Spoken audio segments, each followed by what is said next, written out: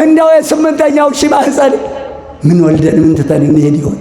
እንደው መውለድ ያልጨረሳችሁ ምን እያላችሁ ይሆን የምትለምኑት? አይ ጉድ ሰርተን ከሆነ የሚወለደው ጉድ ነው። ጉድ የሰሩ ጉድ ወለዱ፣ ጉድ የሰሩ ጉድ ወለዱ። የወለዷቸው ጉደኞች ጉድ ሰሩ። አቤት ጉድ ሊሆኑ ነው። ምን እያላችሁ ነው የምትለው? ለመሆኑ ልጅ ስጠው የሚላለ ዘንድሮ ልጅ ስጠው ምንለው አለ? ስዕል መቀለጃ አይደለም። መጽሐፍ ልባድ ላይ አይሳልም። በአንድ ቀለም ስዕል አይሳልም። በአንድ ቀለም የተሳለ ስዕል እንዳትገዙ። ልብ አድርጉ የምናገረውን። በፕላስቲክ የተሰራ ስዕል እንዳትገዙ። ወይ በወረቀት ወይ በጨርቁ በቃ እንዳትገዙ። ይህን ስዕል ጊዜ ያለው ዱቄት ሆኖ ሻይላል። የትም ልታፈስና ልታስረግጠው ነው። ስዕል ደጅ አይለጠፍም። በመቅደሱም በመጋረጃ እየታጠረ ነበር። ዛሬ ልባዱ ሁሉ ነጋዴ የገባበት ልባዱ የባሰ ታንጣ። አቤት አቤት ለአገልጋዮቹ አቤት አቤት። እንደው ተያይዘን እንጥፋ። አሁን ጃንጥላ ላይ ስዕል ይደረጋል። ጃንጥላው የሚቀመጠው ተዘቅዝቆ፣ ጃንጥላው የተሰራው ለስዕሉ የእናቴ ልጅ ለወንጌሉ ለታቦቱ ለታምሯ። አቤት እግዚኦ! ያንን እዚህ መካከል የተተከለ መስቀልም እየነቀላችሁ ጣሉ። አይቻልም። ግንባሩ ላይ የተሳለው ይበቃል። አረ ጠፋን፣ ተያይዘን ጠፋን። ጃንጥላ ተዘቅዝቆ ልመና ያየሁት አዲስ አበባ ነው። አባቶቻችን ሰሌን ያነጥፋሉ። ሰሌኑ የለም እኮ ዛሬ። ሰሌኑ ጭራሽ በደጃችንም የለም። በአገሪቱም ላይ ምን ገጠሩ ላይ ነው እንጂ ሰሌን የለም እኮ። ሰሌን እኮ መቀበሪያችን ሰሌን ነበር እኮ። ምንጣፍ ይሆናል። አላየህም? ደብረ ብርሃን ሥላሴ የአማገሩ እኮ አለላ የተነከረ በሰሌን እኮ ነው የተሰራው። ከክፎች አትተባበሩ፣ ከሐሰተኛ አትግጠሙ። ትዝ ይላችኋል፣ ቅዳሴ ታዳምጣላችሁ። ሐሰተኛ ይወገድ ዘሩ ይጥፋ ማለት ነው። ወርቅን የሚወዱ ይነቀሉ። ቅዳሴው ላይ የብላኝለት ጉቦ ይበላ የሰጠ አይጠየቅም። አራጣ ያበደረ በጤፏ አሸዋ በወተቷ እርጥብ በርበሬ በቆሎና ሩዝ ማሽላ ጤፍ ነው እያሉ ለሸጡ በቅቤው ሞራ የእናቴ ልጅ በሽሮው ኖራ ለነገዱ ወዮለት። ከባድ ናት። የሚያከብሯት ክብር ያገኙባታል። የማያከብሯት ከወደቁ ትንሣኤ የላቸውም። የእናቴ ልጅ መሐንዲሶች መጀመሪያ ሲያስብ ያድራል። ጠዋት ብድግ ይልና ያሰባትን ወረቀት ላይ ያስቀምጣል። ይሄ አእምሮ ከእግዚአብሔር የተሰጠ ዛሬ ተምሮ ተሞቶ ቤቱን በቅል ሊመራ ማህፀን ዘግቶ ቤት ሊሳካ እድሜ ሊገኝ ዘር ሊወጣ ቤቱ በረከት ሊያገኝ በገዛ ስራቸው በእቅድ በአፍጢማቸው እየተደፉ ነው። ንጹሖችን አይነካም የምናገረው። አላዋቂ ነው እግዚአብሔር። እንደኛ እግዚአብሔር ይሰደባል። ለጭካኔ እንዲያመቻቸው ያልተፈለገ እርግዝና እያሉ አይደለም የሚጨፈጭፉት። በማህፀን ጦርነት የከፈቱ በማህፀን ደም የሚያፈሱ የሉ። ይብላኝላቸው። ይህ መድኃኒት የምትሸጡ መድኃኒቱን የሰራ ለይቶለታል። ከገማ አይቀርብ ስብሳለ ሰውየው ሌሊት በሰዓታቱ አቆም አድረው አንጀታቸው ታጥፎ በውሃ ጥም ነደው ውዳሴ ማርያምን ሲያስተምሩ አልኖሩም። መሐንዲሶች አልሰማቸውም። ህዝቡ አልሰማቸውም። በአሁኑ ሰዓት ይሄ ቤተ መቅደስ እየተሰራ ነው። አጉድለናል፣ ጎሎብናል፣ አጉድለናታል፣ አዛንፈናል፣ ተዛንፎብናል፣ አጣመናል፣ ተጣሞብናል። ይብላኝላችሁ ኃላፊነቱ የሚመለከታችሁ ሰዎች መቅደስ ቅዱስ ቀኔ ማህሌት ይሄ ካልሆነ መሐንዲስ እጅህን ሰብስብ። አንዴ ገብተንበታል። ምን አስፈራችሁ? እልልታችን እኮ ልብ አድርጎ እልልታችን ታቦት ሲወጣ እንደ ዛሬ እመቤታችን ታምር በመስኮት አትወረወርም። ዲያቆኑ እንደ ታቦት ተሸክሞ ቃጭል እየተመታ ሰራዩ ካህን ማጠንቱን ይዞ እዛ የሚጠብቀው ይቀበለዋል። ታምሯን አንብቦ ህዝብ ተሳልሞ በእልልታ ትመልሳለች። አራተኛው ታቦት ሲዞር ማህሌቱ ላይ በዝማሜ ብቻ ከበሮው እነሆ ደመቅ ሲል እልል ይላሉ። ከዚያ ቀጥሎ ስለት የደረሰው ሲሰማለት ብቻ ነው። ሌላ እልልታ የለም። ለመሆኑ አሁን እልል የምንልበት ሰዓት ነው። ልብ አድርጉ። ፈጠረን። የፈጠረውን ህዝብ እረኛ ከበጎቹ እኮ አይለይም። የኔ ጌታ እኮ ተለይቶን አያውቅም። በገዛ እጃችን በክፋታችን በኃጢአታችን ነው ከመንጋው የተለየ ነው። ክፉ አንስራ፣ ደጎችም አልኖሩባት ይችን ዓለም። እንኳን ክፎች ደግ ሁኑ። ወደ መሐንዲሶች መቅደሱን ለመስራት የታደላችሁ ይህን ሳታነቡ ሊቃውንት ሳትጠይቁ ጭንቅላቴ የፈጠረውን እየሳልክ እናቴ ልጅ ጠብቅ ዕድሜህን። ትእዛዙን ያፈረሰውን ሁሉ ያፈራርሰዋል። ችግር የለበትም እኮ የኔ ጌታ። መዓቱ አያልቅበት፣ ምሕረቱ አያልቅበት። እየለየ ማንጠፍ ይችላል። የእሱ ብትር እኮ አይን ያለው አንተ የእናቴ ልጆ ድንጋይ ልጆ ድንጋይ እሱ ነው። ለይተን እንመታለን እኮ ለይቶ የሚመታ ብትር አለው። በስመ አብ ወወልድ ወመንፈስ ቅዱስ አሐዱ አምላክ በቸርነቱ የጠበቀን እችን ዕድሜ ያደለን ዛሬዋ ዕለት ያደረሰን ከማናውቀው አደጋ የሰወረን ከቀን መኝታ ያዳነን እሱን የምናውቅበት አእምሮ የሰጠን እናቱን ቅድስት ድንግል እመቤታችንን ለክብሩ የመረጣትን ማደሪያውን ፍቅሯን በልቦናችን ስሟን በአንደበታችን ያጸናልን ጌታ ክብር ምስጋና ይድረሰው። ነቢየ ልዑል ዳዊት አባቱ እሴይ፣ እናቱ ሁብሊ ትባላለች። ኢትዮጵያዊ ናት እናቱ። ዘርን አይመለከትም። መንፈስ ቅዱስ ስላደረበት ጸጋ እግዚአብሔር ላልጎደለበት ከእግዚአብሔር የተሰጠው ንጹሕ አእምሮ እግዚአብሔርን የሚያውቅ ጸጋ ያለበት ሰው የሀገር ስም የዘር መጠሪያ አይሆንም። ዘር የሚጠራው በሁለት ብቻ፣ ዘረ አዳም፣ በታች ስንመጣ ዘረ አብርሃም። እናትል ሚያዝልኝ ሁብሌ እግዚአብሔር ማኅፀኗን ባርኮ በጣቶቹ በገና የደረደረ በክንዶቹ መሰንቆ የመታ ልጅ ወልዳለች። የእኛ እጆች ጣቶች ክንዶቻችን ምን ሰርተው ይሆን? ለሁሉም አይነ ልቦናችን ያብራው መድኃኔዓለም ክርስቶስ። ያዜ እናቴ ልጅ መዝሙር 64 ከቁጥር 1 እስከ 5 አቤቱ በጽዮን ላንተ ምስጋና ይገባል። ጽዮን በኢየሩሳሌም የሚገኝ ከፍ ያለ ቦታ። ጽዮን አምባ መጠጊያ ማለት ነው።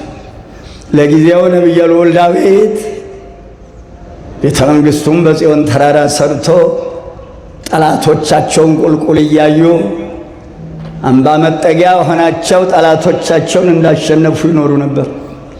ጽዮን ያላት እመቤታችንን ነው።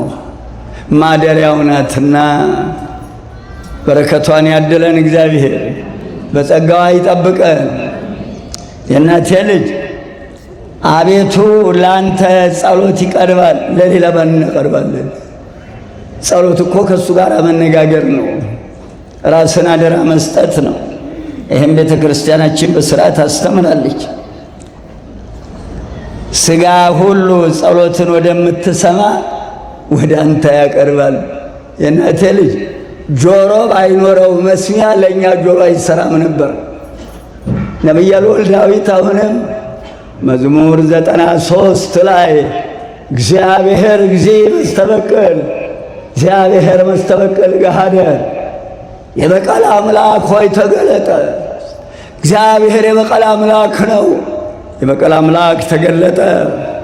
ለትዕቢተኞች፣ ለኃጢአተኞች፣ ለግፈኞች ፍዳቸውን ክፈል ይልና ወደፊት ሄድ ብሎ ዓይንን የሠራ እግዚአብሔር አያይምን? ጆሮን የሠራ እግዚአብሔር አይሰማምን? አንብቡት 93ኛው ጸሎትን ወደምትሰማ እነሆ ወደ አንተ ይመጣል ሥጋ የለበሰው ሁሉ ሊጸልይ የአመፃ ነገር በረታብን። ትክክል ነው። ነቢየ ልዑል ዳዊት ከጌታችን ልደት በፊት በሺህ ዘመን ርቀት የጻፈው መዝሙር ኃጢአታችን ይቅር ትላለህ፣ የባህሪ ገንዘቡ ነው ይቅርታ። እግዚአብሔር እነሆ እግዚአብሔር ቸር ነው እያልክ በኃጢአት ላይ ኃጢአትን አትስራ። መዓትም ምሕረትም ከእግዚአብሔር ዘንድ ይወጣሉ። የእግዚአብሔር መቅሰፍቱና መዓቱ በኃጢአተኛና በግፈኛ ሰው ላይ ነውና ይላል። ይዘገያል እንጂ ይታገሳል እንጂ የሚቀድመው የለ። አቤት ትዕግሥቱ ይመስላል የሌለ። ተመስገን የኔ ጌታ፣ አንተ የመረጥከው በአደባባዮች ለማደር የተቀበልከው ምስጉን ነው።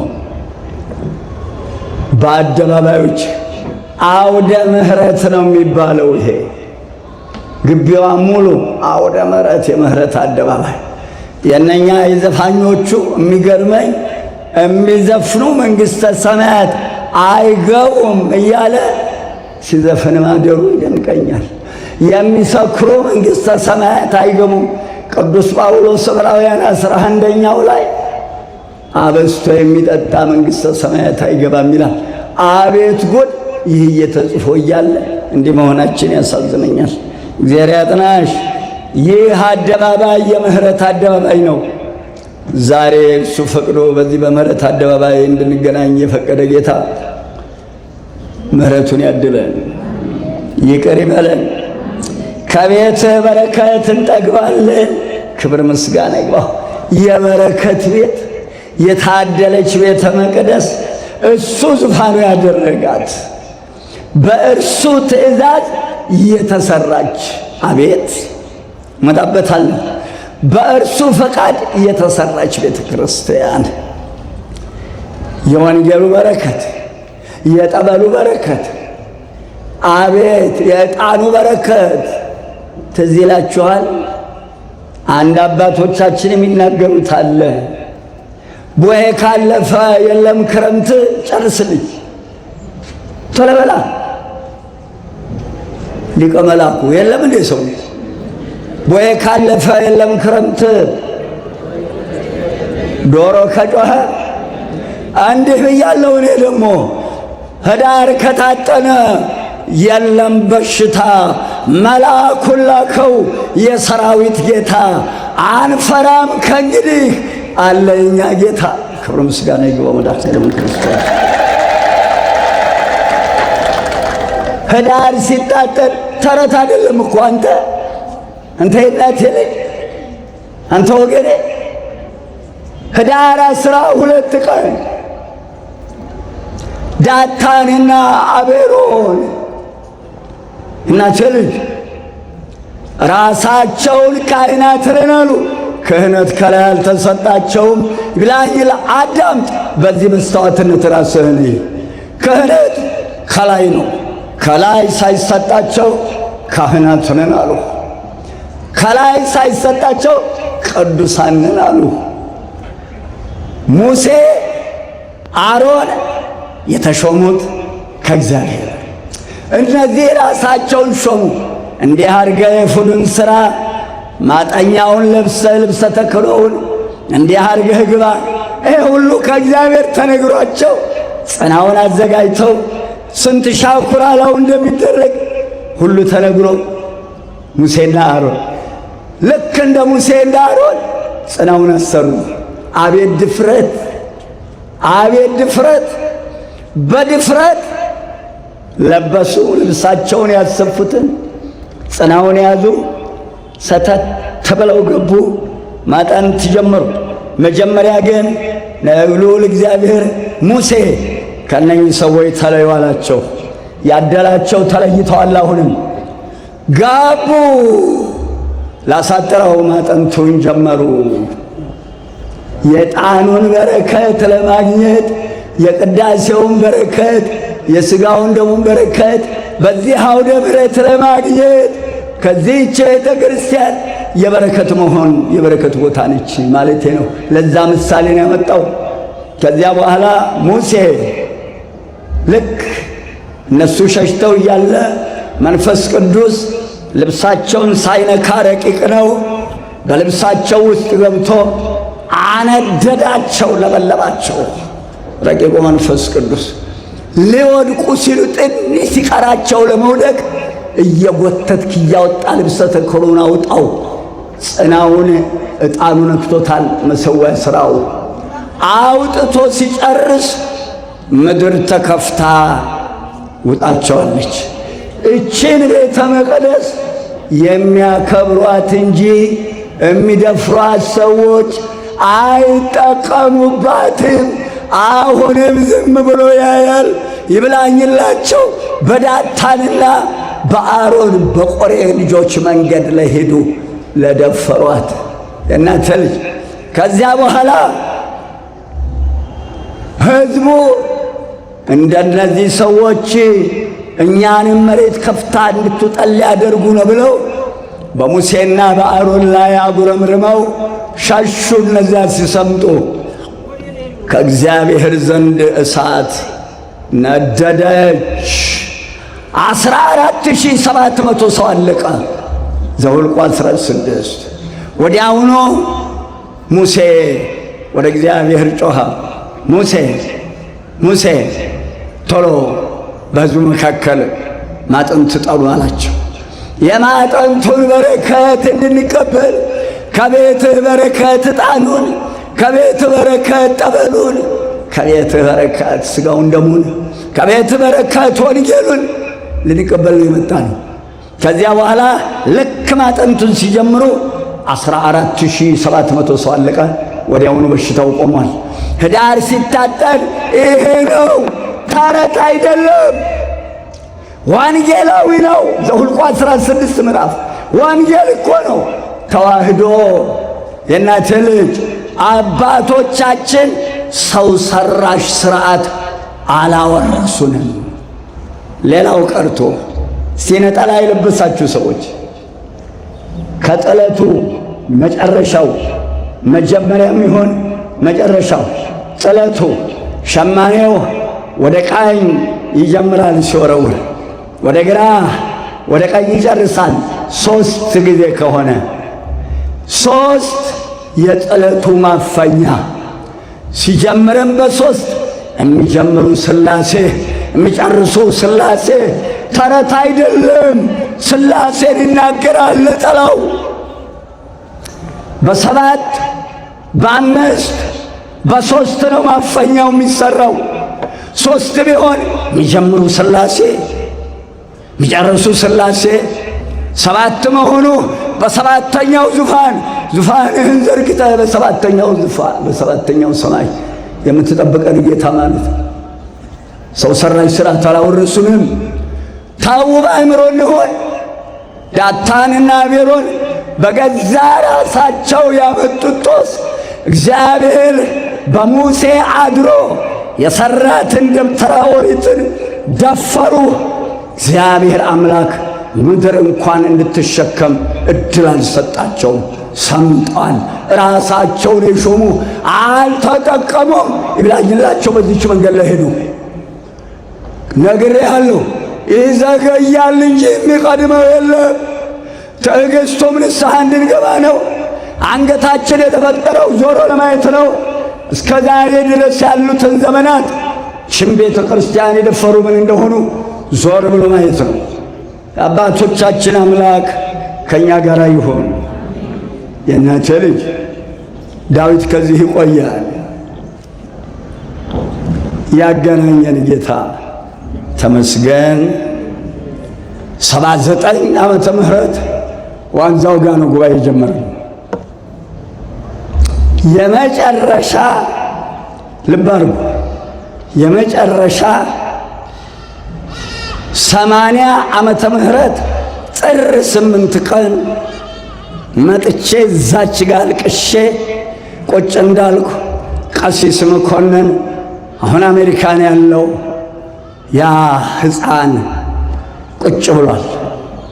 ባኮትን ስለ ቅዱስ ዑራኤል ወደ ዑራኤል እንሄዳለን። ምንድነው ዑራኤል? መልአክ ነው። የት ነው? ሰጋን ቁምና እንየው። ባህር ዛፍ እኮ ይታያል። ሄድን። 80 ዓመተ ምህረት ተሰናብቼ ወጣሁ። ከዛ ወዲህም ተመልሼ ብዙ ነገር አድርገናል። አውደ ምሕረት እዛ ነው። የእናቴ ልጅ እቺ ቤተ ክርስቲያን እስካሁን ያቆየችን ስርዓት ሰማያዊ ነው፣ ምድራዊ አይደለም። በደቡብ ወንጌል አይሰበክም፣ ታቦት አይቆምም፣ ለፈጣን ተልኮ የወጣ ካህን አይመለስበትም፣ መግባት አይችልም፣ ከወጣ መመለስ አይችልም።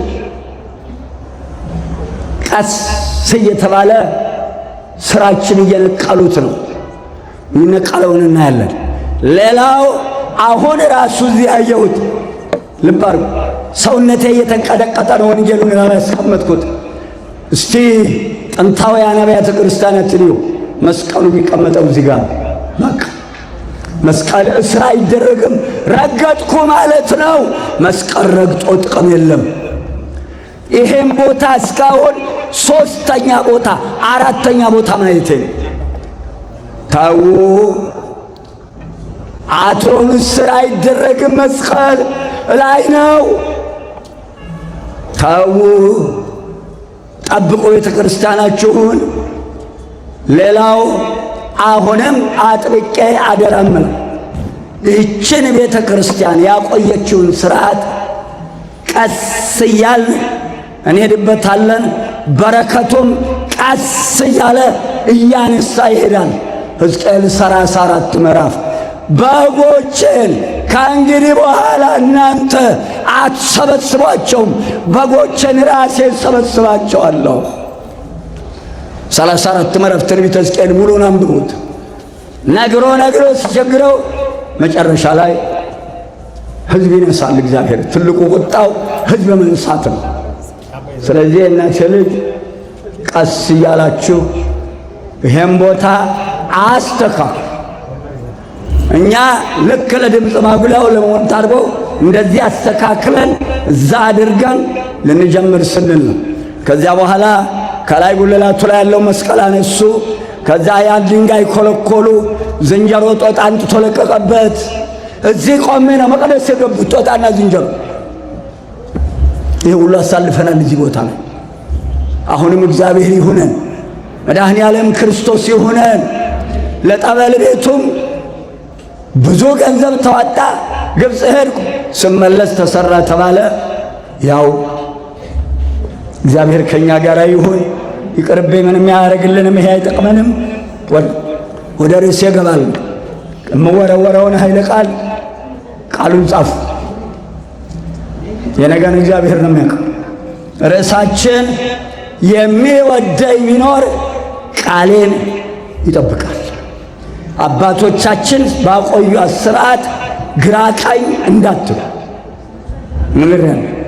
እሱ በተናገረው ቃል ወደ ኋላ የሚመለስ አምላክ አይደለም። እንኳን እሱ የተናገረው ቃል አባቶቻችን የተናገርነው ከሚጠፋ ምንድነው ያሉት? የወለድነውን አጥፋው።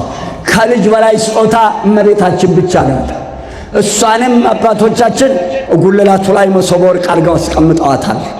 መሶበ ወርቋ እመቤታችን ውስጡ ያለው ህብስት መድኃኔ ዓለም ክርስቶስ ከቤተልሔም በመሶበ ወርቅ ይገባል። የእናቴ ልጅ አላይ መሶበ ወርቅ አለ። በመሶበ ወርቁ ሰንጥቆ ወርዶ ለመንፈስ ቅዱስ የሚዋሃደው በመሶበ ወርቁ እንዳይመጣ መሶበ ወርቁ የለም። በመስቀሉ እንዳይወድቅ መንበሩ የለም። መንበሩ ያለው እዛ ታች። አንዴ ተለያይተን የለም። እግዚአብሔር ያጥናሽ። ቤተ መቅደሱን የምትሰሩ መሐንዲሶች በተለይ እግዚአብሔር ይሆናችሁ። የሚወደኝ ቢኖር ቃሌን ይጠብቃል። ይህ ኃይለ ቃል የዮሐንስ ወንጌል ምዕራፍ 14 ቁጥር 23 ልዑል እግዚአብሔር የጠራቸውን የመረጣቸውን የወደዳቸውን በመንገዱ የሄዱትን እንደማይለያቸው የዘላለም ቃል ኪዳን ሰጥቶ ያጸናቸዋል። እጠቅሳለሁ። ዘፍጥረት 6 ሙሉን አንብቡት። ዘፍጥረት 9 ሙሉን አንብቡት። በዚህ ምዕራፍ ላይ ኖህን እናነሳዋለን። ደግሜም አነሳዋለሁ። ኖህ እግዚአብሔር ያዘዘውን ቃል አላጓደለም። ኖህ አካሄዱን ከእግዚአብሔር ጋር አደረገ ይላል መጽሐፍ። ምን ማለት ነው? ብሉይ የለ ሐዲስ የለ። በሕገ ልቦና እግዚአብሔርን ደስ የሚያሰኝ ሥራ ዕድሜ ልኩን ሠራ። እኛም እግዚአብሔርን ደስ የምናሰኝበትን ይግለጥልን። በዚህ ምክንያት ለኖህ የዘላለም ቃል ኪዳን ሰጠው። ቀጥሎ አባታችን አብርሃምን አነሳዋል። አባታችን አብርሃምን በተፈጥሮ ተመራምሮ አምላኩን አገኘ። አብርሃም የተባለው በኋላ ነው። አቤት ከዘመዶች ተለይተህ ውጣ። ጣዖት አምላኪዎች ነበሩ። አሁንም ከጣዖት አምላኪዎች ተለይታችሁ ውጡ። ህዳር ተምራችሁታል። ጣዖት ዳጎን የሚባል ጣዖት እመቤታችን ዳጎን ቤት አስገቧት። በጭንቅላቱ ባፍጢሙ ተደፍቶ ተገኝቷል በማግስቱ። ከዚያም ተሰባብሮ ወድቋል። እጅ እግር አለው፣ ሰው ይመስላል፣ ትንፋሽ የለውም። ዳዊት ላይም አለ። አንብቡት። የአሕዛብ ጣዖታት ከወርቅ ከብር ይሠሯቸዋል። አፍንጫ አላቸው፣ አፍ አላቸው፣ ጆሮ አላቸው፣ እጅ አላቸው። ነገር ግን አይሰሙም። ሁለመናው ድንጋይ ነው። ጣዖት ማለት ይሄ ነው። ተነስ ወደማሳየት። ወዲያው ብድግ ሲል ሳራና ሎጥ ተከተሉት። ቃሉን ተቀበለ። 15 ምዕራፍ ዘፍጥረት አብርሃም አትፍራ እኔ ከአንተ ጋር ነኝና። አያችሁ፣ ፈቃዱን የሚፈጽሙትን ሰዎች እኔ ከእናንተ ጋር ነኝ ይላቸዋል። ከእኛ ጋር የሚሆን መድኃኔዓለም ክርስቶስ ያው እኔ ከአንተ ጋር ነኝ፣ አትፍራ፣ አይዞህ አለው። ምስጋና ይድረሰው። እኛንም አይዟችሁ ይበለን የኔ መድኃኔዓለም። ቀጥዬ ነቢየ ልዑል ሙሴን አነሳዋለሁ። ሙሴ ጠራው። የእናቴ ልጅ ሰው የጣለውን እግዚአብሔር ያነሳዋል፣ እግዚአብሔር የጣለውን ግን ማን ያነሳዋል? እባካችሁ እግዚአብሔር እንዳይጥለን። ወንድማቸውን ሽጠው አስለቅሰው ሞት አውሬ በላ ብለው አባታቸውን አስለቅሰው አባታቸው ወንድሙ ኤሳውን አስለቅሶ የወንድም እንባ ተጠራቅሞ የአባት እርግማን ተጠራቅሞ ለ430 ዘመን ባርነት ጥሏቸው እስራኤል ወንድ ሲወለድ በእትብቱ አንገቱን ጠምጥመው ይጥሉት ነበረ። ልትጥለው ስትል ሆዱ እምቢ አለ፣ አራራው። ከዚያ 3 ወር ሸሸገችው። ድምፁ እየወጣ አስቸገራት። ቢያገኟት ይገሏታል። ከዚያ በ3ኛ ወር እያነባይ ደንገል ተብትባ ውሃ እንዳይገባ ሰምለቅልቃ ክዳነ በእጅታ ዝም እንዳይበለው ለአባይ ወንዝ ለግዮን አደራ ሰጠችው። ከገነት እኮ ነው የሚወጣው ግዮን። ከዚያም ሲንሳፈፍ እህቱ ደንገል ውስጥ ትጠብቃለች፣ እናትም እዛው ታነባለች። ያቺ የፈርዖን መጣች። ክፍት ስታደርገው ሰንደቅ አለ ልቧ። እንዳት ይሄ ዕብራዊ ነው አሳድገዋለሁ አለች። ወሰደችው ከቤተ መንግሥት። መጣች እህቱ። አንቺ ልጅ ሞተባት ጡቷ የሚፈስ ሴት አለች፣ ላምጣልሽ፣ ቶሎ አንጭልኝ። የእናቱን ጡት እያጠባ አሳደገው የማይሳነው ጌታ ክብር ምስጋና ለእሱ ይሁን። ያን ሙሴን ጠራው። ሙሴ የሕዝቤን ደማቸውን አይቻለሁ፣ የሕዝቤን እንባቸውን አይቻለሁ፣ የሕዝቤን ግፋቸውን አይቻለሁ። ያለ ምክንያት የተፈጠርን መሰለህ እንዴ? ሕዝቤ እኮ ነው የሚለን መድኃኔዓለም። ሕዝቤ እንዲለን ሁሉ ኃጢአትና ግፍ በደልን አንስራ።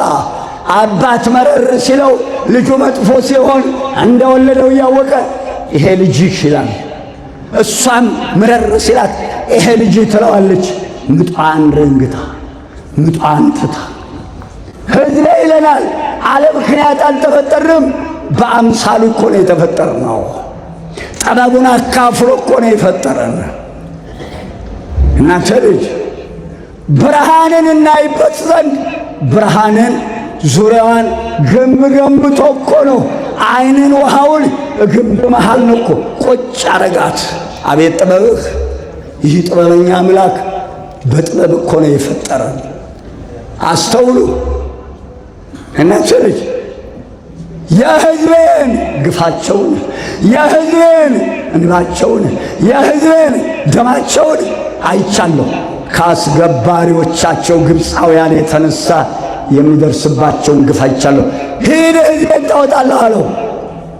ሙሴም ጌታዬ አለ ለመሆኑ እሄዳለሁ፣ ማን ነው የላከህ ያሉኝ እንደው ስምህም ማን ልበላቸው አለው። እኔ የአባትህ አምላክ። አባታችሁ አምላክ አለው። የአባትህ አምላክ የአባቶቻችን አምላክ ማለት የአብርሃም አምላክ።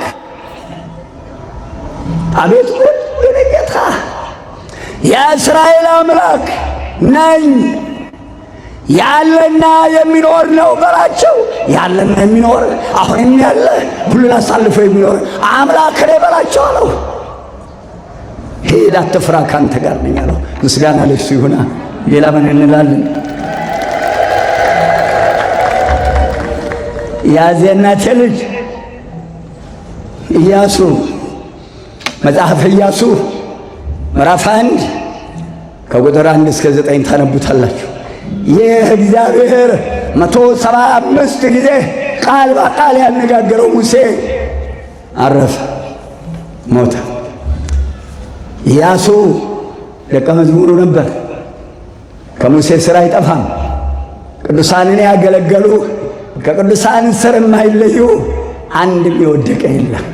ታላቁ ነቢይ ኤልሳዕ የኤልያስ ደቀ መዝሙር ዮርዳኖስን ከፍሎ እነሆ ያ የሶርያ ንጉሥ የላካቸው ሰራዊት ቤቱን ከበው ያይ ነበረ። ከሚነሳት የደረሰ ነው። ገያዝ ተርበደበደ፣ ወጣና ሰራዊት ከቦናል አሉ። ከእነሱ ሰራዊት የኛ ሰራዊት ይበልጣሉ አሉ። አረ ምንም የለም ተቀበላል አሉ። ከሰት ልቦሙ ሕፃን አየኔ ጌታ ደጉ ጌታ እችን ቃል እንደተናገረ የገያዝን ዓይን ከፈተው፣ የእኛንም ዓይን ይክፈተው መድኃኒዓለም ክርስቶስ። ሰራዊቱን የሚያይበት ዓይን ከፈተለት። የእግዚአብሔርን ሰራዊት የሚያይበትን ዓይን ከፈተለት። ምስጋና ለመድኃኒዓለም ይሁን። እኛም መስቀሉን የምናይበት ችን ቤተ ክርስቲያን የምናይበት ዓይናችን ይክፈተው መድኃኒዓለም ክርስቶስ። ከባድ ናት። የሚያከብሯት ክብር ያገኙባታል፣ የማያከብሯት ከወደቁ ትንሣኤ የላቸውም። እናቴ ልጅ ከዚያ በኋላ ያ እናቴ ልጅ ዓይነ ልቦናውን ከፈተለት። ገባ። ሂድ ያለው ወጥቶ ሲያይ እንደዛን ወደዛ ርቀው የእግዚአብሔር ሰራዊት ኤልሳዕን ከበው ታየ። ገባ። የእሳት ሰረገሎችና ፈረሶች አለ። ፈረሶቹ እሳት፣ ሰረገሎቹ እሳት፣ ልብሳቸው እሳት፣ ሰይፋቸው እሳት፣ ሁለመናቸው እሳት። የእግዚአብሔርን ሰራዊት አየ። እኛንም ዓይናችንን ይግለጠው መድኃኒዓለም ክርስቶስ። በእነኚህ ነደ እሳት በሆኑ ሰራዊት እኛንም ቤተ ክርስቲያናችንም ሀገራችንን ይክበብልን መድኃኒዓለም ክርስቶስ። ከቦ ይጠብቅልን። ኢያሱ ያ ሙሴ ሞተ። ኢያሱ ሕዝቤ እስራኤልን ከተስፋይቱ ምድር ታስገባለህ። ዕድሜህም ሙሉ ጠላት አይቋቋምም። ርዕሴን እንዳትረሱት። ርዕሴ የሚለው የሚወደኝ ቢኖር ቃሌን ይጠብቃል። ቀጥሎ እንዳትረሱት። ቀጥሎ ያነበብኩት የሚወዳቸውን የሾማቸውን የመረጣቸውን ሁሉ ቃል ኪዳን ሰጥቶ ነው የሚያሰማራው መድኃኒዓለም። ቃል ኪዳን ሰጥቶ ነው የሚያሰማራቸው። እንዲሁም ያሰማራልን። አንድ ንጉሥ አሽከር ቢኖረው እኮ ሲልከው መታጠቅ ካለበት አስታጥቆ ይዞ መሄድ ያለበትን ሩቅ ከሆነ ስንቅ ሰጥቶ ነው የሚሸኘው። የእኛ ጌታ እስካሁን ያሰማራቸውን ቃል ኪዳን ሰጥቶ ባዶ የሰደዳቸው ከሙሴ ጋር እንደነበርኩ ካንተ ጋር እሆናለሁ፣ አልጥልህም፣ አልተውህም፣ አይዞህ።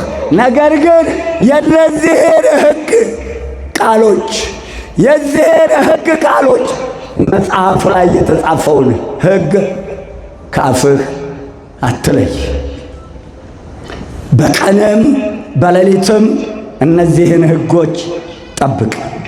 እነሆ የዚያን ጊዜ መንገድህ ይቃናላል፣ ይከናወንላል። ንግድ ይጀመራል፣ እንቅፋት። ትዳር ይጀመራል፣ እንቅፋት። ውጭ ይኬዳል፣ እንቅፋት። ጉድ! ተምሮ ተሞቷል። አንድ ነገር ሳይኖር መኩራት መመጻደቅ እንጀምራለን። ጸጋው ሲገፈፍ ሜዳው ሁሉ ገደል ሆኖ ቁጭ። አስተውሉ፣ በአእምሮ ነው። እዚህ ወንጌል ላይ መዝሙር 88 ቁጥር 34 ካፌ ከከንፈሬ የወጣውን ቃል አልለውጥም ይላል የሰራዊት ጌታ እግዚአብሔር። ቃሉ አይለወጥም፣ ወደ ኋላ አይመለስም። መድኃኒዓለም ሂድ አለው፣ ሄደ። ኢያሱም ቃሉን ተቀብሎ አይዞህ ተብሎ ነገር ግን ካንተ እንዳልለይ ከሙሴ ጋር እንደነበርኩ ካንተ ጋር እንደሆን ቃሉን ጠብቅ። ያስ ነቢየ ልዑል ዳዊትንም ከረኝነት አንጥቶ ሕዝቤን ጠብቅ። ንጉሥ ሰሎሞን የዳዊትን ልጅ እንዲህ አለው፣ እነሆ ሰሎሞን ካንተም በኋላ አንተን የሚመስል ንጉሥ አልነበረም፣ ካንተም በፊት አንተን የሚመስል ንጉሥ አላነገሥኩ። ነገር ግን ጥበብን ማስተዋልን ሰጥቻለሁ፣ ካንተ ጋር ነኝ አለው። ሕዝቤን ጠብቅ ብሎ የሾመው ንጉሥ ሰሎሞን የ12 ዓመት ልጅ። አንብቡት። ሁለተኛ ሳሙኤል 5 ምዕራፍን አንብቡት። የዳዊት አምላክ ከኛ ጋር ይሁን። ነቢዩ ኤርምያስን ኤርምያስ ገና በእናትህ ማኅፀን ሳልሠራህ አውቀሃለሁ። የእኔ ጌታ መሐንዲሶች መጀመሪያ ሲያስብ ያድራል። ጠዋት ብድግ ይልና ያሰባትን ወረቀት ላይ ያስቀምጣል። ይሄ አእምሮ ከእግዚአብሔር የተሰጠ ዛሬ ተምሮ ተሞቶ ቤቱን በቅል ሊመራ ማኅፀን ዘግቶ ቤት ሊሳካ ዕድሜ ሊገኝ ዘር ሊወጣ ቤቱ በረከት ሊያገኝ በገዛ ስራቸው በእቅድ በአፍጢማቸው እየተደፉ ነው። ንጹሖችን አይነካም የምናገረው። አላዋቂ ነው እግዚአብሔር። እንደኛ እግዚአብሔር ይሰደባል። ለጭካኔ እንዲያመቻቸው ያልተፈለገ እርግዝና እያሉ አይደለም የሚጨፈጭፉት። በማኅፀን ጦርነት የከፈቱ በማኅፀን ደም የሚያፈሱ የሉ። ይብላኝላቸው። ይህ መድኃኒት የምትሸጡ መድኃኒቱን የሠራ ለይቶለታል። ቶ ከገማ አይቀር ብስብስ አለ ሰውየው። አስተውሉ። እናቴ ልጅ ገና በእናትህ ማኅፀን ሳልሠራህ አውቅሃለሁ። በእናትህ ማኅፀን ሳለህ ነቢይ አድርጌ ሾሜሃለሁ። አትፍራ፣ እኔ ከአንተ ጋር ነኝ። ትተክል ዘንድ ትነቅል ዘንድ ከአንተ ጋር እሆናለሁ። ክብርና ምስጋና ለመድኃኒዓለም ይሁን። እንዲህ አድርጎ ነው የሚሾማቸው። እንዲሆነ ነው የተሾምከው። ይብላኝላቸው። በገንዘብ ለተሾሙ በገንዘብ ለሾሙ በገንዘብ ላሾሙ ሹመት የሚሰጥ የባህሪ ገንዘቡ የእግዚአብሔር ገንዘብ ነው። እንዲህ አድርጎ ነው ቅዱሳኖቹን ሾሙ። ወደ አዲስ ኪዳን ልምጣ። የእኛ ጌታ መድኃኒዓለም ከድንግል ማርያም ሥጋውን ለበሰ። እሷን አህሎ እሷን መስሎ የተቀደሰች እናት አደረ።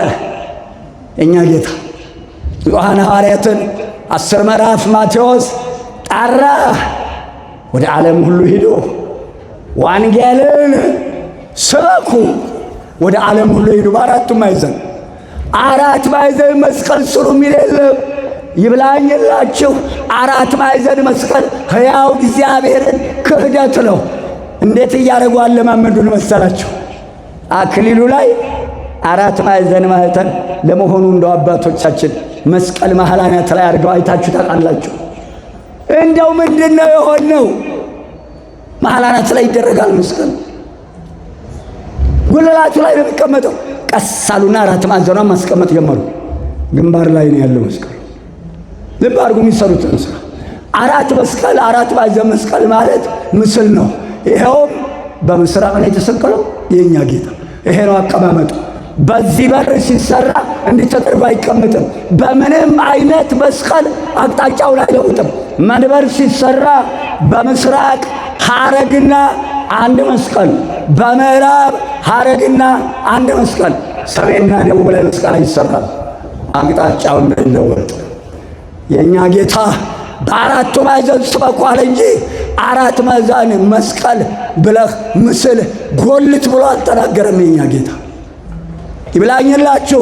በቤተ መቅደሱ አናት ላይ ደብረ ሊባኖስ ተደርቦበታል። ያ ሁሉ አባቶች አሉ። አክሱም ተደርቦበታል። እዚህም ይኸው መጀመሪያ ጉልላቱ፣ ከዛ በኋላ ወደ መሬቱ ተነቀለ። ያ ድንጋይ ተደረደረ። ጥዬ ሄጃለሁ።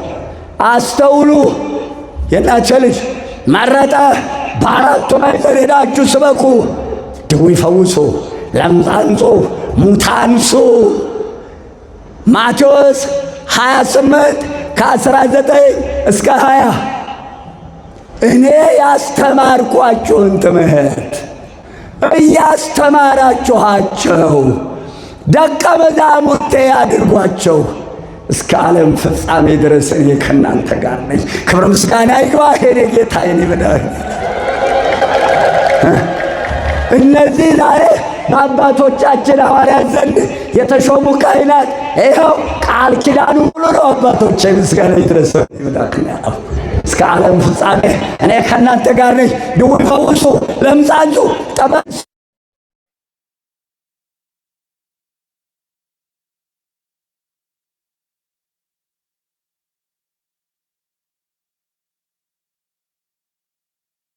ልጅ እናቴ ልጅ ሰኞ መምሬ ገሌ፣ ማክሰኞ መምሬ ገሌ። አሁ በፕሮግራም በተራ ይድረሰን። ይህ ዓለም ካልጎሰመን፣ ይህ ዓለም ካላሳደደን ክብር አይገኝም። ማቴዎስ 28 ከ19 እስከ 20 ቀጥሎ ማርቆስ 16 እጆችን ትጭናላችሁ ድውዮች ይፈወሳሉ። ሲጠመቅ መስቀሉን ግንባሩ ላይ አድርጎ ከማን ተማር ነው? ያን አይነ ስውሩን ዳሰሰ፣ አይኑ በራ። ያን ለምጻሙን ዳሰሰው፣ አይኑ በራ። በትክክል ስርዓቱን አሳይቶናል። ስርዓቱን ጠብቁ የእናንተ ልጅ። ስለዚህ በሐዲስ ኪዳንም አባቶቻችንን እንዲህ አድርጎ ሾሞልን ሄዷል። የኔ ጌታ በካህናት አባቶቻችን እንመካለን፣ የእሱ ሹማምንት ስለሆኑ። ትምህርቱ ላይ መመጣበታለሁ። የእናንተ ልጅ ክፍል 1 ትምህርታችን ያው የሚወደኝ ቢኖር ቃሌን ይጠብቃል።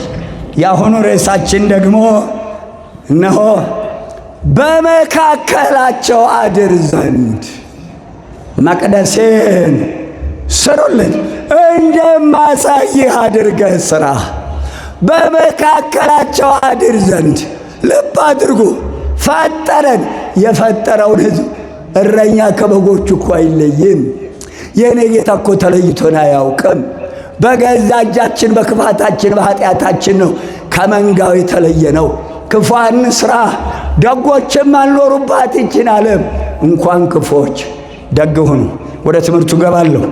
የእናቴ ልጅ ዘጸአት 25 አሁን የጠቀስኩት አስጠንቅቆ እንደማሳይህ በመካከላቸው አድር ዘንድ ስሩልኝ። ዘዳግም እንዲሁ ጠቀስ ጠቀስ ነው ማድረግላችሁ። ዘዳግም 12 ቁጥር 32 ምን ይላል ቃሉ? ሙሴ እኔ የማዝህን ሁሉ ታደርገው ዘንድ ጠብቅ፣ ምንም እንዳትጨምር። ልብ አድርጓት። የእናቴ ልጅ ልብ አድርጎ የምናገረው አላቸው። እስቲ እጃችሁን ላይ አላችሁ። የኔ ጌታ እንዳትመልሱ። የኔ ጌታ ፈጠናችሁ እንዲህ ብድክ እንዳደረጋችሁት የኔ ጌታ ቢሰጥ አያልቅበት፣ ሰጥቶ አይቆጨው። አስራቱን የምትሰጡበት እጃችሁን፣ ምጽዋቱን የምትሰጡበት እጃችሁን የኔ ጌታ ዘቢቡን ጧፉን ቀዳሚያቱን የምታመጡበት ይህንን እጃችሁን እንደዘረጋችሁን የኔ መድኃኔዓለም የበረከት እጁን ይዘርጋላችሁ። በክብር ይመለስ። አለን እንዳላችሁኝ አለሁ ይበለን መድኃኔዓለም ክርስቶስ። በተናገረው ቃል ወደ ኋላ አይመለስም። እንደማሳይ ሥራ ካለ በኋላ ምን አለው? የማዝህን ነገር ታደርገው ዘንድ ጠብቅ፣ በእርሱ ላይ ምንም እንዳትጨምር፣ ከእርሱ ምንም እንዳትቀንስ። መሐንዲሶች መቅደሱን ለመስራት የታደላችሁ ይህን ሳታነቡ ሊቃውንት ሳትጠይቁ ጭንቅላቴ የፈጠረውን እየሳልክ እናቴ ልጅ ጠብቅ ዕድሜህን። ትእዛዙን ያፈረሰውን ሁሉ ያፈራርሰዋል። ችግር የለበትም እኮ የኔ ጌታ። መዓቱ አያልቅበት፣ ምሕረቱ አያልቅበት። እየለየ ማንጠፍ ይችላል። የእሱ ብትር እኮ አይን ያለው አንተ የእናቴ ልጆ ድንጋይ ልጆ ድንጋይ ስንወረውር ለይተን እንመታለን እኮ። ለይቶ የሚመታ ብትር አለው። ሕዝቅኤል 9 ምዕራፍ አንብበኸዋል። ቅዱስ ገብርኤል ጸሐፌ ትእዛዝ 6ቱን አለቆች በቀኝ አድርገህ ሁሉም ምሳር ታጥቀው 6ቱን መቅሰፍተ መላእክት በግራ አድርገህ ወደ ከተማይቱ ግባ። የሚያለቅሱ የሚጠቅሱትን ሰዎች ከተማይቱ ውስጥ በሚሰራው ግፍና ርኩሰት የሚያለቅሱትን ሰዎች ቶሎ በል በግንባር በግንባራቸው አትምባቸው። ከዚያ በኋላ እነሆ ሂዱ፣ ወደ ከተማይቱ ግቡ። እጃችሁ አይራራ፣ አሮጊት ብለህ እጃችሁ አይራራ፣ ሽማግሌ ብለህ ወጣት ሶታ ለጋ ፈረፈጭ ሕፃን ብለህ እጅህ እንዳይራራ ግደሉ፣ ጨፍጭፉ አላ። መቅደሴ ባሉ ካህናት ጀምሩ። በምን ምክንያት ዳታንና አቤሮን ገብተው ይሆን? ንጹሐን አባቶቼ ላይ ነካም የምናገረው አንዴ በቃል ኪዳኑ ቆመዋል። አሁንም አባቶቻችንን የዓይን ማረፊያ አይንሳን። ነፍስ አባት የሌላችሁ ሰዎች እግዚአብሔር ያጠናችሁ። ነፍስ አባት የሌላችሁ እግዚአብሔር ያጠናችሁ። ነፍስ አባት እያላችሁ ሥጋው ደግሞ ያልተቀበላችሁ እግዚአብሔር ይሆናችሁ። ቀጥሎ አየዋለሁ የእናቴ ልጅ የዮሐንስ ወንጌል ምዕራፍ 14 ቁጥር 23 እና 24 ታነቡታላችሁ። ምን ይላል መሰለህ እናቴ ልጅ? ይኸውልህ የዮሐንስ ወንጌል ምዕራፍ 14 ቁጥር 23 መድኃኒታችን የሚወደኝ ቢኖር ቃሌን ይጠብቃል፣ እኔ እንደወደድኩት አባቴም ይወደዋል፣ ወደ እርሱ እንመጣለን፣ መኖሪያ እናደርጋለን። ከእግዚአብሔር ጋር መኖር ትእዛዙን ቃሉ መጠበቅ። ቃሉን የማይጠብቅ የማይወደኝ ቢኖር ቃሌን አይጠብቅም። ይህቼ የምናገራት የላከኝ የአብ ቃል እንጂ የኔ ቃል አይደለም ይላል የሰራዊት ጌታ፣ የኔ ጌታ፣ የኔ መድኃኒዓለም። ከዚያም ትንቢተ ሕዝቅኤል ምዕራፍ 21 ነቢየ ልዑል ሕዝቅኤል እነሆ ሰው ቢያደርገው በሕይወት የሚኖርበትን ፍርዴን ጠብቁ ብላቸው አላደረጓትም። እደግመዋለሁ፣ ሰው ቢያደርገው በሕይወት የሚኖርበትን ፍርዴን ጠብቀው አላደረጓትም። በዚህ ምክንያት ይህን አምጥቻለሁ ሊለው። ስለዚህ ወገኖቼ ቃሉን ጠብቁ። ከዚህ በኋላ መቅደሴን ስሩልኝ። የሚወደውን ሕዝቤ ያለውን ቀጥታ ከግብፅ ባርነት ነፃ አወጣ። በመጨረሻ መቅደሴን ስሩልኝ አለ።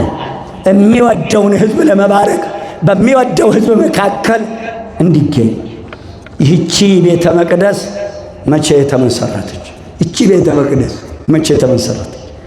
ስናማትብ ልብ በሉ።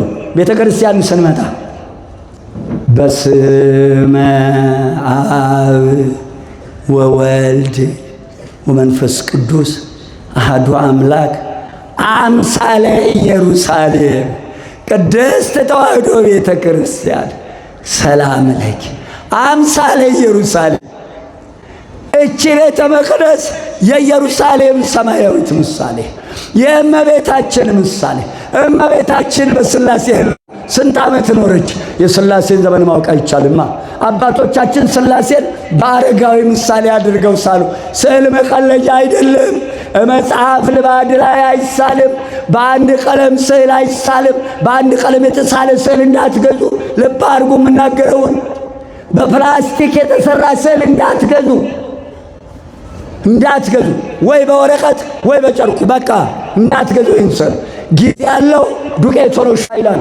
የትም ልታፈስና ልታስረግጠው ነው። ስዕል ደጅ አይለጠፍም። በመቅደሱም በመጋረጃ እየታጠረ ነበር። ዛሬ ልባዱ ሁሉ ነጋዴ የገባበት ልባዱ የባሳት ታንጣ። አቤት አቤት ለአገልጋዮቹ አቤት አቤት። እንደው ተያይዘን እንጥፋ። አሁን ጃንጥላ ላይ ስዕል ይደረጋል።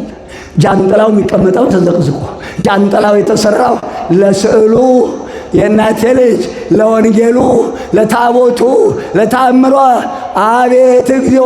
ያንን እዚህ መካከል የተተከለ መስቀልም እየነቀላችሁ ጣሉ። አይቻልም። ግንባሩ ላይ የተሳለው ይበቃል። አረ ጠፋን፣ ተያይዘን ጠፋን። ጃንጥላ ተዘቅዝቆ ልመና ያየሁት አዲስ አበባ ነው። አባቶቻችን ሰሌን ያነጥፋሉ። ሰሌኑ የለም እኮ ዛሬ። ሰሌኑ ጭራሽ በደጃችንም የለም። በአገሪቱም ላይ ምን ገጠሩ ላይ ነው እንጂ ሰሌን የለም እኮ። ሰሌን እኮ መቀበሪያችን ሰሌን ነበር እኮ። ምንጣፍ ይሆናል። አላየህም? ደብረ ብርሃን ሥላሴ የአማገሩ እኮ አለላ እየተነከረ በሰሌን እኮ ነው የተሰራው። ሰሌን እኮ ስንት ስራ ይሰራል። ተማሪው አኩፋዳ አድርጎ የአብነት ትምህርት ይለምንበታል። እንቀበርበት ነበር። ምን ነው ተጣላን ከሀገራችን ዛፎች። እግዚአብሔር ይጠብቀን። ከዚህ በኋላ እቺ ቤተ ክርስቲያን ሰማያዊ ናት። ራዕየ ዮሐንስ 11 ምዕራፍ ቁጥር 19 በሰማይ ያለው የእግዚአብሔር ቤተ መቅደስ ተከፈተ፣ ታቦቱም ታየ። እነሆ መብረቅ፣ ድምፅ፣ ነጎድጓድ፣ የምድርም መናወጥ ሆነ።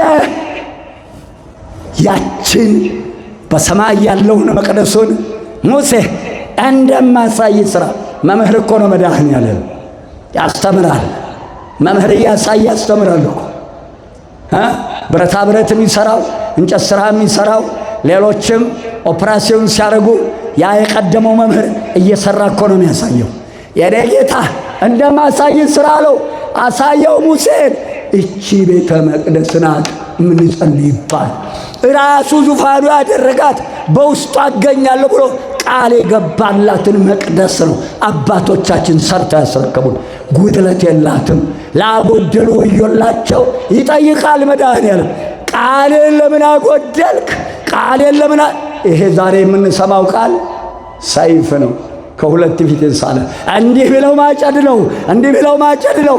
ታኅሳስ ወሩ እኮ የእናቴ ልጅ ምንም ዛሬ 17 ቢሆን የሚቀረውን አናውቅም።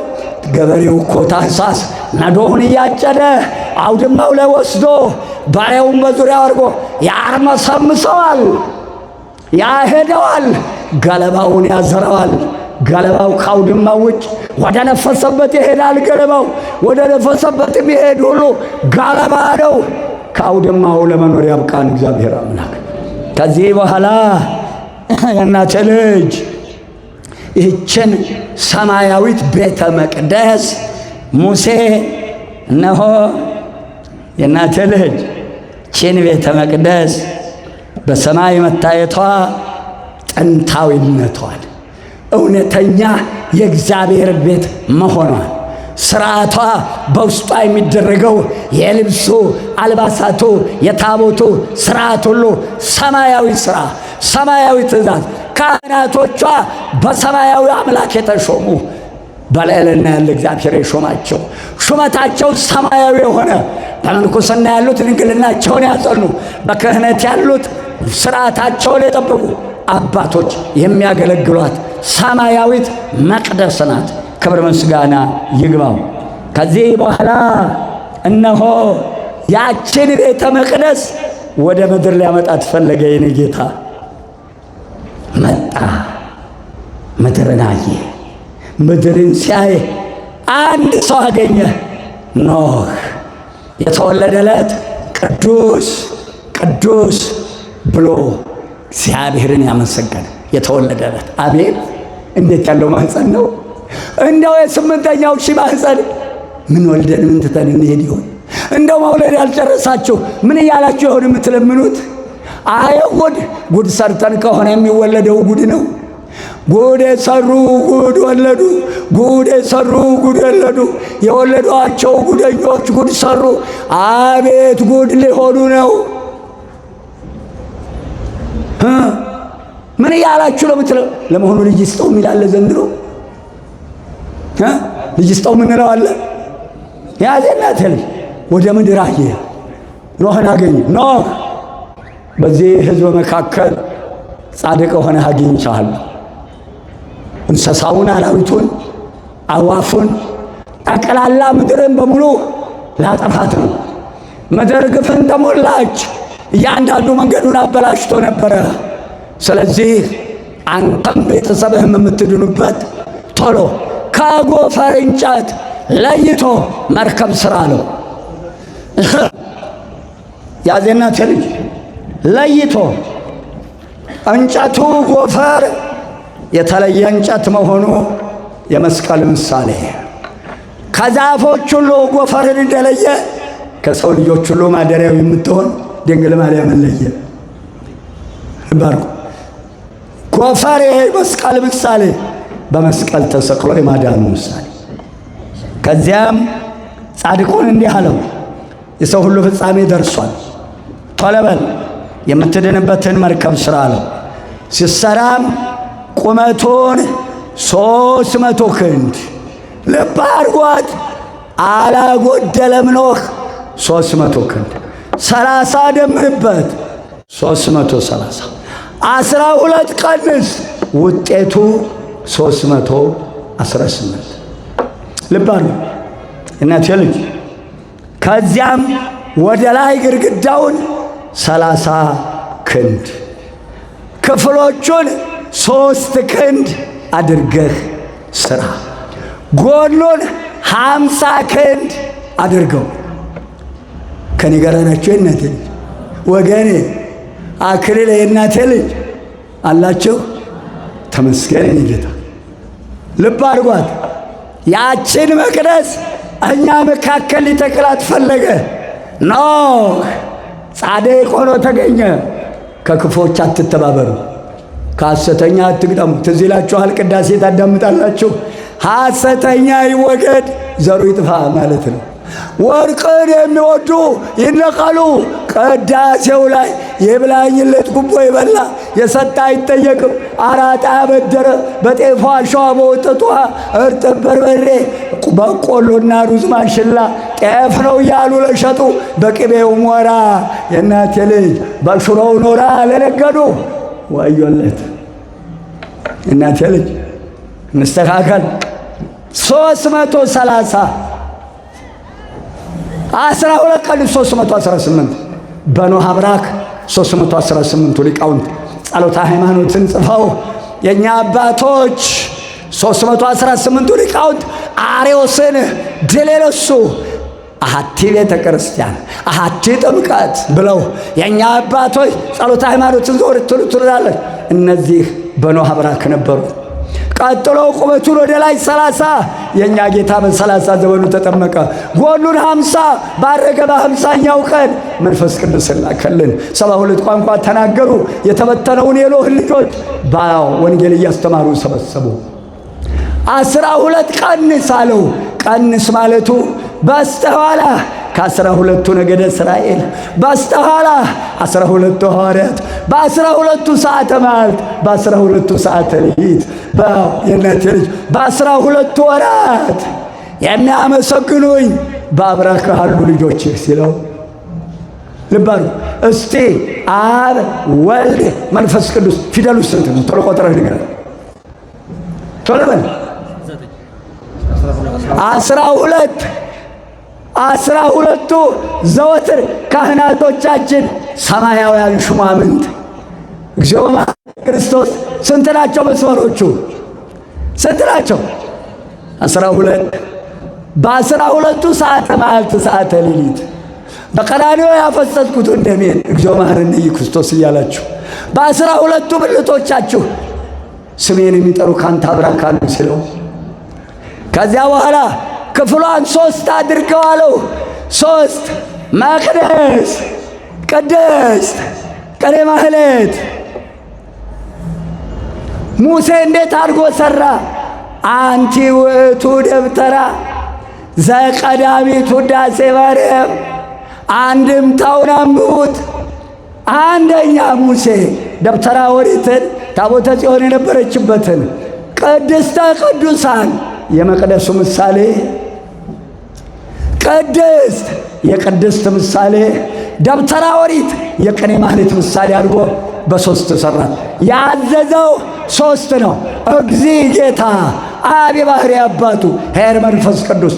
ቀድሞም ስሙ 3 ነው። ያለና የሚኖር እኔ ነኝ፣ የአባትህ የአብርሃም አምላክ እኔ ነኝ ብሎ የአባቱ የአብርሃም የይስሐቅ ያዕቆብ አምላክ ያዘዘውን ሳያዛንፍ ደብተራ ኦሪትን ሠራ ሙሴ።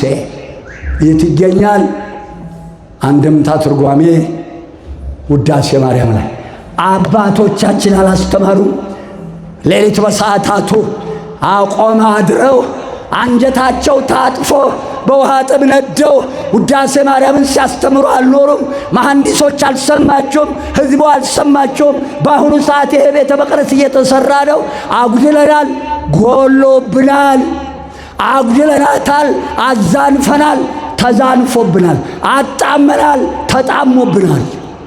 ይብላኝላችሁ ኃላፊነቱ የሚመለከታችሁ ሰዎች። መቅደስ፣ ቅድስት፣ ቀኔ ማህሌት። ይሄ ካልሆነ መሐንዲስ እጅህን ሰብስብ። ሌላ ምን እግር የለኝ። መቅደስ የእግዚአብሔር አብ ምሳሌ፣ መርከብ የሥላሴ ምሳሌ፣ አብ ወልድ መንፈስ ቅዱስ። መቅደሱ የአብ ቅድስቱ የወልድ ቀኔ ማህሌቱ የመንፈስ ቅዱስ ምሳሌ። አብን ይነቅላል ሰው፣ ወልድን ይነቅላል። አረ ሌላ ጉድ አለ። አሁን በዚህ ቤተ መቅደስ 600 መላእክት አሉ። 9 መላእክት ፈጽሞ ይህ ዓለም እስኪያልፍ ከተመሰረተበት ጊዜ ጀምሮ ከቤተ መቅደሱ የትም አይሄዱ። ይገርማል። መቅደሱም ይቀመጣሉ፣ ቅድስቱም ይቀመጣል። ቀኔ ማህሌት እዚህ ገረገረው፣ ቀጥታው ወደ ምሕረቱ ደጀ ሰላሙ። እነኚህ መላእክት ክስ አቅርበዋል። ቦታቸው የለም፣ ቦታቸው የለም። አንዷ ሥርዓት ብትጎል መሥዋዕት አይለወጥም፣ አይዋሽም መድኃኔዓለም። ሳሙኤል ቀዳማዊ ያዝልኝ እባክህ እናቴ ልጅ ምዕራፍ 15 ቁጥር 29 የእስራኤል አምላክ እግዚአብሔር አይዋሽም። ስሙ ለዘላለም የተመሰገነ ይሁን። የኔ ጌታ ስሙ ለዘላለም የተመሰገነ ይሁን። አክብሩት በደንብ አድርጋችሁ ካላችሁ ታውቃ። አንዴ ገብተንበታል። ምን አስፈራችሁ? እልልታችን እኮ ልብ አድርጎ እልልታችን ታቦት ሲወጣ እንደ ዛሬ እመቤታችን ታምር በመስኮት አትወረወርም። ዲያቆኑ እንደ ታቦት ተሸክሞ ቃጭል እየተመታ ሰራዩ ካህን ማጠንቱን ይዞ እዛ የሚጠብቀው ይቀበለዋል። ታምሯን አንብቦ ሕዝብ ተሳልሞ በእልልታ ትመልሳለች። አራተኛው ታቦት ሲዞር ማህሌቱ ላይ በዘማሜ ብቻ ከበሮው እነሆ ደመቅ ሲል እልል ይላሉ። ከዚያ ቀጥሎ ስለት የደረሰው ሲሰማለት ብቻ ነው። ሌላ እልልታ የለም። ለመሆኑ አሁን እልል የምንልበት ሰዓት ነው። ለማንኛውም እልልታችን አይውሰድብን መድኃኔዓለም ክርስቶስ። እነሆ መርከብ 3 ክፍል የሥላሴ ምሳሌ፣ መርከብ እመቤታችን ምሳሌ፣ ንጽሐ ሥጋ፣ ንጽሐ ነፍስ፣ ንጽሐ ልቦና አስተባብራ የተገኘች። በንጽሐ ሥጋዋ መድኃኔዓለም ክርስቶስ አድሮባታል። በንጽሐ ልቦና መንፈስ ቅዱስ አድሮባታል። በንጽሐ ነፍሷ የእናቴ ልጅ ለምን በንጽሐ ሥጋዋ መድኃኔዓለም፣ በንጽሐ ልቦናዋ እግዚአብሔር አብ በንጽሐ ነፍሷ መንፈስ ቅዱስ አድሮባታል። እንደ ማደሪያው እንደማሳያ አለው። በሶስት ራሷን ሰርቶ እናት ተብላ ድንግል ነች፣ ወለደች ተብላ ድንግል ነች፣ ጸነሰች ተብላ ድንግል ነች። መርከቧ የእመቤታችን ምሳሌ። እንዲህ አድርጋችሁ ስሩ አለ ሙሴ። እንዲህ አድርጎ ሰራ። በመጨረሻም ፊትን አሳየ ብሎት ነበር። ደብረ ታቦር ጠርቶ ቃሉን አክብሮ በመገኘቱ መድኃኔዓለም አክብሮ ቃሉን በደብረ ታቦር ላይ ፊቱን እንዲያየው አድርጎታል። ምስጋና ይግባ የኛ ጌታ፣ ስሙ የከበረ ይሁን።